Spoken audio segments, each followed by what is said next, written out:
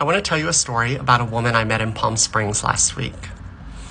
You know, I travel alone a lot for work and my personal life. You know, I'm single. I have friends, but most of them are in relationships and have their lives.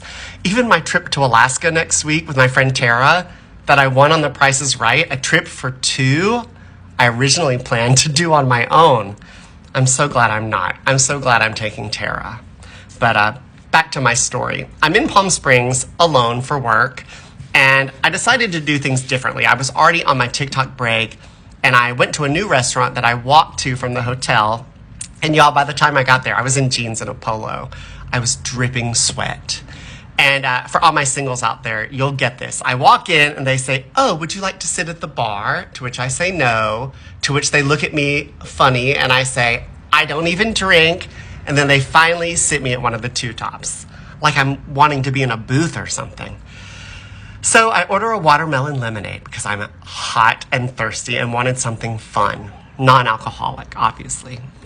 And this lovely older woman next to me turns, looks at my drink, and she says, "What is that?" I say, "Oh, it's a watermelon lemonade." And she says, "Oh, well, I'm drinking a margarita." I said, "Oh, fun."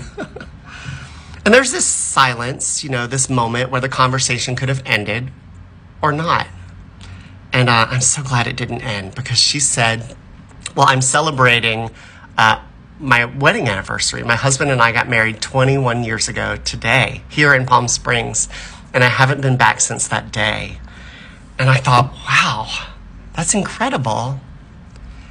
And then there's another pause, and she says, "You know, my husband died this year, and I didn't know what I was going to do, so I came here."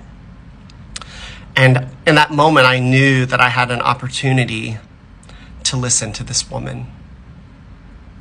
And I listened, and I shared, and she showed me pictures of her husband and the wedding, which was at this chapel that's now one of my other favorite restaurants in Palm Springs. And we just had a wonderful time.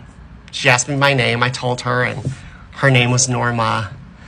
And when she left, I thought, I'm so glad I was able to be present in that moment. I love telling stories, and I love telling them in the moment, but y'all, I needed to fill my creative well because y'all, I can't tell you stories if I'm not present to make them. All right, I love you so much. I'll see you tomorrow.